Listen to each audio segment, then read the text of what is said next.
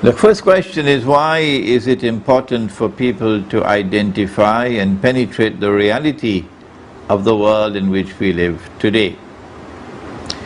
The answer is that Islam has come to us from the Quran and from the Prophet Muhammad alayhi salatu wasalam, who himself informed us that there was an age which was to come, which would be known as Akhiru Zaman, the last age, and in which there would be tremendous trials for mankind. Indeed, these were trials and tests that would be unprecedented in human history. Never in the lifetime of mankind would mankind have ever experienced trials and tests as they would in Akhirul Zaman. And we were given signs by which we could recognize that age when it comes. For example, he said that there would be tall buildings. People will be competing with each other in the construction of tall buildings. We are in that age. He said that women would be dressed and yet be naked. We are in that age. He said that women would be dressed like men. We are in that age. He said there will be universal consumption of riba. We are in that age. What more do you want to recognize that we are in Akhirul Zaman? And he spoke about Akhirul Zaman as an age in which things are not going to be what they appear to be. Because the mastermind of Akhirul Zaman is Dajjal, the false Messiah. And he said that Dajjal will come with two things, the river and the fire. But his river would appear to be a fire, and his fire would appear to be a river. In other words, the road to heaven would be made to look like the road to hell, and the road to hell would be made to look like the road to heaven. And so if you exercise judgment based only on external observation, you would be mistaken in matters in which you are being tested. And this is what Surah Al-Kahf came to teach us and to warn us about in that encounter between Musa alayhi salam, the Prophet Moses, and Khidr alayhi salam, who was blessed with knowledge directly from Allah, and who with that knowledge was able to penetrate to the reality of things. Musa alayhi salam was confronted with three events: the boat, the boy, the wall. And if you don't know what I'm talking about, it's time for you to go back and pick up your Quran and study Surah Al-Kahf of the Quran. And on all three occasions, Musa alayhi salam, exercised judgment based upon external observation, rational inquiry. And on all three occasions he was wrong. And the reality was something else, and that reality could only be penetrated by the one who had special knowledge, internal knowledge, not just external knowledge. This is that world in which we now live today. And this is why it is so important for us to penetrate and to understand the reality of the world today. Because if we don't, we can be misled by the appearance of the world, and it may look to us like a river, when in fact it's the fire, and we'll be taken into the hellfire. Indeed, most of mankind are going in that direction. And there is a hadith al-Qudsi in Sahih Muslim, in which Allah subhanahu wa ta'ala declared that 999 of every 1,000 in Akhirul Zaman will enter into the hellfire, because they are misled by the appearances and they enter into shirk. Shirk is the only sin that Allah would not forgive. And a loving and a merciful God cannot send 999 to every 1,000 in the hellfire. So it can only be because of shirk, basically, that most of mankind are going to enter into the hellfire. At least we should be able to penetrate the reality and to recognize the shirk today. For example, the shirk in the use of paper money, the shirk in the modern state, which declares that it is sovereign, and in voting in elections, which does validate that claim to sovereignty. All of these shirk surround us today, and if we do not attempt to penetrate the reality of the world today, we are heading.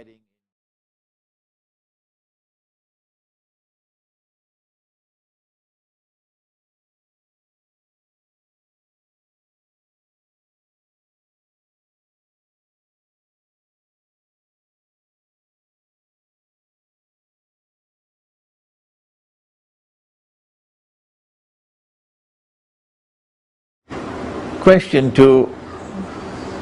Why have we as an ummah not responded effectively to the challenges of the modern age? Well, you cannot respond to a challenge unless you first recognize it, unless you first understand it.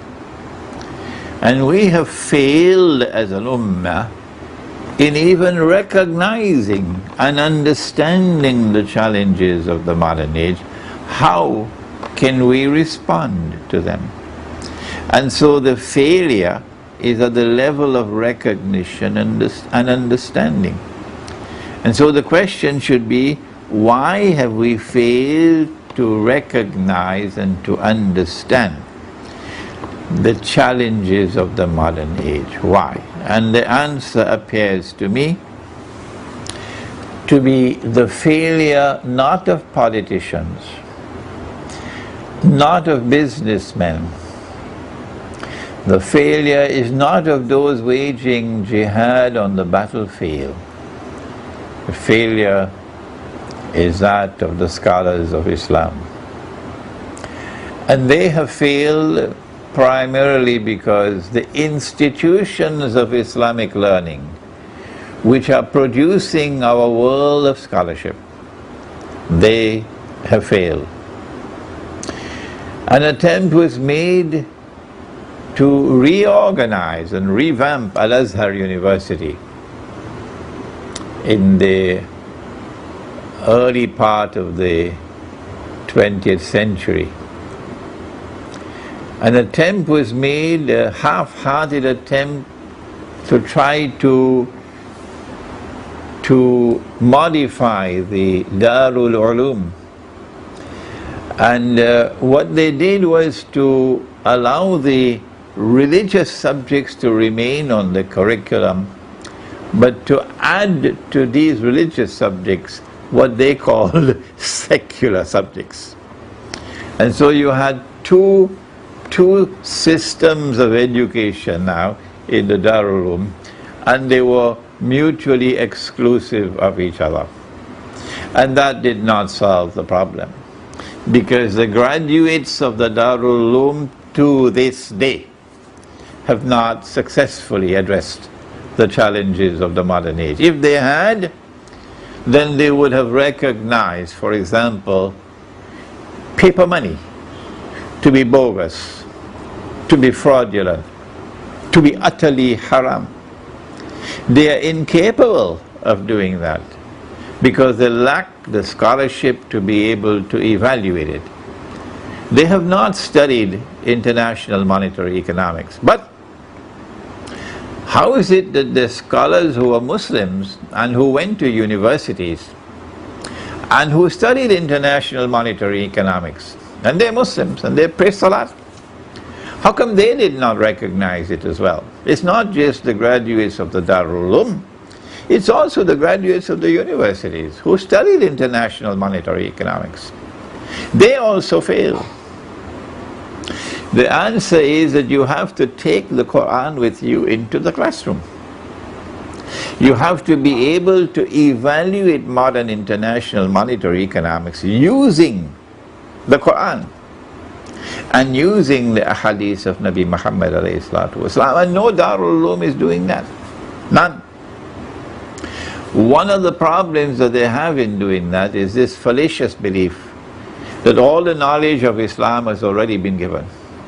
It's there in the Quran, it's there in the Hadith. And there's no new knowledge to come. None. And so to take the Quran into the classroom of international monetary economics and use the Quran to form an evaluation concerning the validity of an international monetary system based on what they call fiat money. I don't know why they use the word fiat. I think fiat is not a good car at all. I see it shutting down all over the place, the Fiat motor car from Italy. But they call it fiat money. I call it bogus money. That's a better term. Bogus money. I took the Quran with me into the classroom, and I used the Quran and the Ahadith in the classroom of monetary economics at the Graduate Institute of International Studies in Geneva. And I gave my teacher hell because I was questioning him every day in the classroom as a doctoral student doing the PhD in Geneva, until Professor Kazan, who was a professor teaching international economics, called me aside one day and said, "Mr. Hosein, you know, you don't really have to attend my class." Meaning, don't come back to my class. He says, just write the exam at the end of the year, that's fine. So I never returned to the class. At the end of the year, I took the exam and I passed the exam, alhamdulillah. But I was able to critically assess modern Western international economic theory using the Quran and using the Ahadith of Nabi Muhammad ﷺ, because I got my religious education from a different model of a Darul Ulum. My teacher Maulana Fadlur Rahman Ansari rahimahullah established a new model. He called it the Alimia Institute of Islamic Studies in Karachi, Pakistan. And there he did not give us two systems of education lying side by side. Islamic education and modern Western education, not that nonsense, no. Rather, he gave us the Quran as the foundation of all knowledge. And whichever branch of knowledge we studied, for example, philosophy of history, I had to study philosophy of history as a student at the Alimia Institute of Islamic Studies. But in studying the philosophy of history, I was able to examine Hegel, for example, using the Quran. Using the Quran. And so the Quran is the foundation of all knowledge. And the Quran has an inexhaustible supply of knowledge. And it has not been exhausted in the tafasir. And so there is new knowledge still coming out of the Quran. And we have to be able to use the Quran to examine the world today, its reality, to penetrate that reality, to understand that reality, to articulate that reality, and then to respond to it. Instead of doing that, we are remaining with this system of education which is inadequate. And in addition to that, we are fighting over popcorn.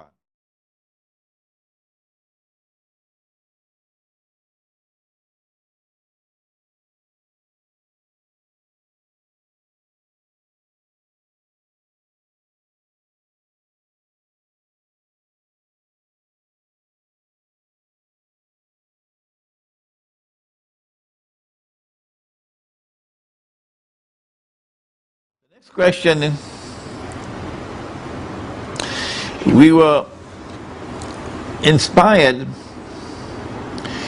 to give this concept of KNOW as a consequence of your interpretation of verse 60 of Surah Al-Kahf, in which Allah subhanahu wa ta'ala declares that you will find the most learned of all men at Majma'ul Bahrain, the place where the two oceans meet. And the question is, can you interpret for us, give us a little bit more of your understanding of this Majma'ul Bahrain, or the place where the two oceans meet. Is this something that is important? Why is it important for us to re-establish this alliance between Islam and science? Do remember that Musa alayhi salam, hadith of Sahih Bukhari, had given this khutbah or sermon in Sinai And then a man came up to him and said, "What a fine sermon you've delivered. You must be the most learned of all men." And the hadith informs us that Musa alayhi salam unfortunately responded and said, "Yes, I am the most learned of all men," but did not mention Allah as the most learned, to praise Allah for knowledge. And so Allah subhanahu wa ta'ala then responded and informed him, "No, you are not the most learned. No Muslim. There's one more learned than you are." And Musa alayhi salam said, "I'd like to meet with him." And Allah subhanahu wa ta'ala then gave him directions and guidance to take a fish and put it in a basket. And since we are dealing in this story with Akhirul Zaman, we immediately recognize that the fish has an important role to play in Akhirul Zaman. Perhaps the first comment that we can make concerning the fish, that it is food. It is a source of nutrition. And therefore fishing as an industry and fish farming is important for us in Akhirul Zaman. So take a fish and put it in a basket. And you must travel to the place where the two oceans meet, Majma'ul Bahrain. And when the fish jumps out of the basket and makes its way into the water, there you'll find the most learned of all men. A fish jumping out of the basket and making its way to the water indicates a location which is by the seaside. So the most learned of all men will be located at a village by the seaside, where the sea is close by. So Musa alayhi salam went with a boy in search of this most learned of all men. The commentator of the Quran, Imam Baydawi rahimahullah, is the only one to have given this interpretation or ta'wil, that it is not literal, it's not two oceans like the Atlantic and the Pacific, but that this is symbolic language, this is religious symbolism. And he says that the two oceans are the ocean of knowledge, externally acquired, and the ocean of knowledge internally received. And these two oceans of knowledge must come together in a single individual, and they must be harmoniously integrated with each other. Majma'u, to come together, Majma'ul Bahrain. Not two oceans of knowledge lying side by side, but two oceans that come together. And this is what I had as my teacher, Maulana Dr. Fadlur Rahman Ansari, rahimahullah. He was, mashallah, one of such people who embodied in his own education, in his own scholarship, Majma'ul Bahrain. It is necessary for us to re-establish this connection between knowledge externally acquired and knowledge internally received. If the Salafi is to grow to be a Sufi, the Sufi is a term I wish was never invented. I don't have any need for the word tasawwuf, when Allah has given us the word al-ihsan. And al-ihsan is to worship Allah, to serve Allah as though you're seeing Him with the internal eye. And so knowledge internally received is the highest stage of religion. There is Islam, and there is Iman, and there is Ihsan. And it is at Ihsan that you will meet Khidr alayhi salam.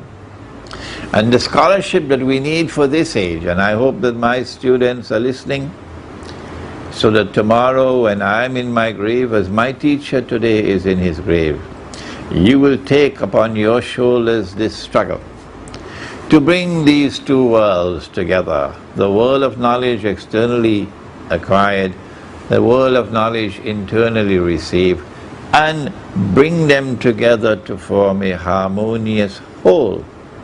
That is the wisest of all men, the most learned of all men. And this is the only scholarship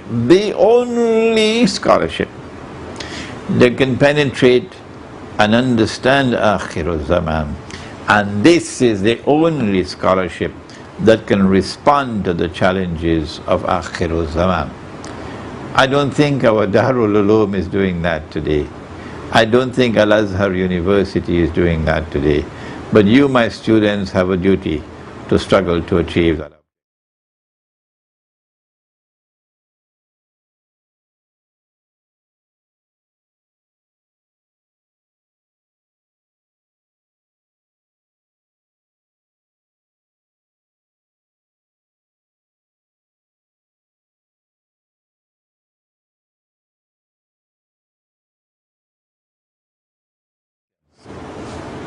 You have said that in your opinion Gog is America and Magog is Russia. Slightly different. I said that the Western Alliance, the NATO alliance, which is led by America, by the United States, I choose to refer to them as Gog, and the Russian-led alliance to be Magog. And that these two are the two powers in the world who have, as the Hadith al-Qudsi says, a power so great that none but I can destroy them, says the Hadith al-Qudsi. What is the difference between the tribe of Gog and the tribe of Magog? And what has you made, why did you make this opinion? Why Russia as Gog and United States as Gog and Russia as Magog? I do this because Gog, Ya'juj is the active participle and Ma'juj is the passive. And I recognize the American-led alliance to be the major villain in bringing fasad to the world, and the Russian-led alliance to be behind the Americans, not in front of them. That's why I said this one is Ya'juj, or the active participle, and that one is Ma'juj, or the passive participle. Who are Gog and Magog? They are human beings. They are not some strange creature living in the interior of the earth. That's Disneyland thinking. They're human beings. The barrier built by Zulkarnain was destroyed by Allah in the lifetime of Nabi Muhammad alayhi salatu. And if you don't want to believe this that I have said, fine, you can accept that the barrier is still there. We don't have to be divided and be fighting with each other over it. No. I say the barrier is gone, it's destroyed. You say the barrier is still there. So why do we have to be fighting and dividing ourselves with each other over this? And why do you have to be throwing mud at me over this? That's shameful, really. We can differ respectively. I'm not speaking disrespectfully of you in your opinion, no. All I'm saying is if the barrier is still standing, why aren't you searching for it? I think there's a question of credentials here. If a barrier built by Zulkarnain mentioned in the Quran, a geographical reality mentioned in the Quran is still standing on the face of the earth, not buried beneath the surface of the earth, what kind of Disneyland thinking is that? If it is there standing on the face of the earth, why are you not searching for it? Why has no human being seen and recognized that barrier in 1400 years? And more since the Quran was revealed. Why? My answer is because it's already been destroyed. But you don't accept that answer. You say Imran Hosein is misguided. Don't listen to Imran Hosein, fine. That's shameful. Scholars don't behave like that. I never said to anyone, don't listen to this one, don't listen to that one, don't listen to that one. I don't do that. No. I have more respect for my people. So why aren't you searching for it? If Gog and Magog have been released, then we can understand the fasad in the world today, universal fasad. Inna Ya'juja wa Ma'juja mufsiduna fil ard. If they are released in the world, they are the agents of fasad. They're the ones who have brought the Jews back to the Holy Land to reclaim it as their own. Then it's very easy for us to recognize who they are. They are modern Western civilization of the East and of the West. Of the East is Russia, of the West is United States and Britain and France, Europe.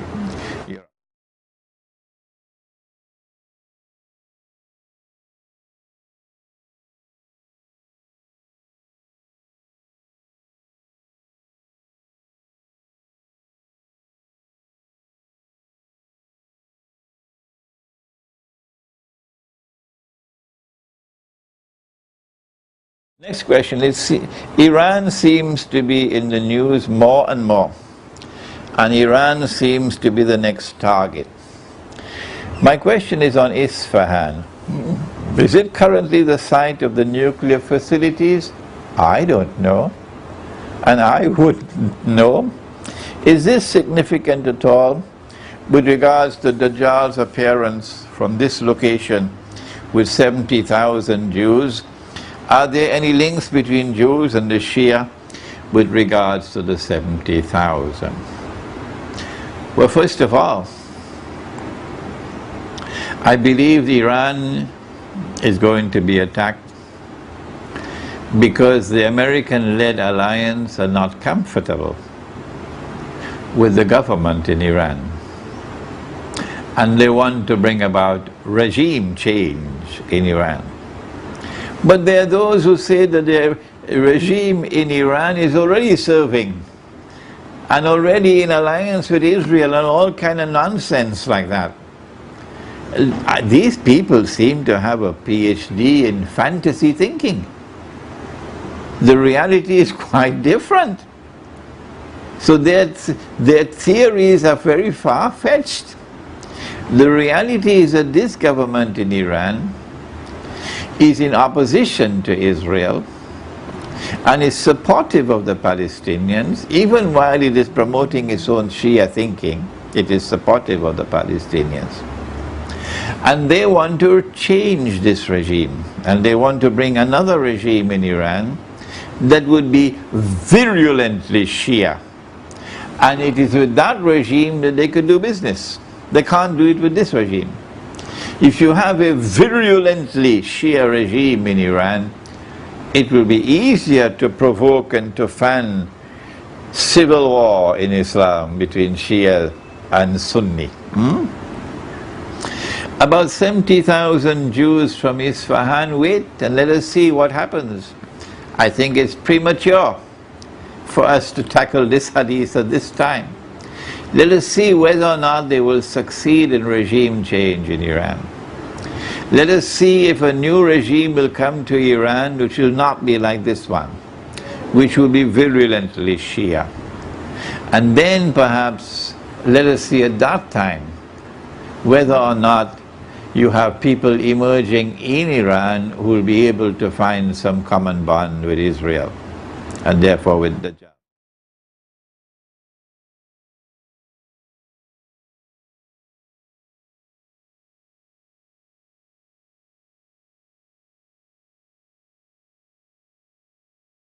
That would be unprecedented in human history.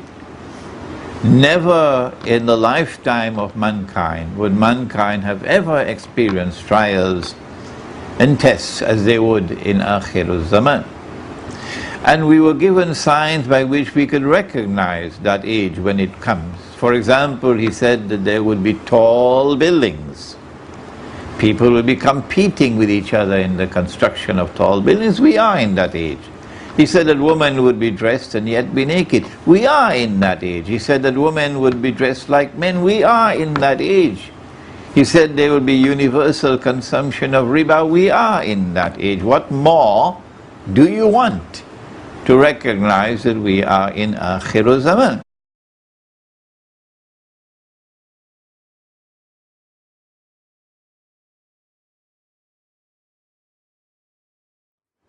The first question is, why is it important for people to identify and penetrate the reality of the world in which we live today?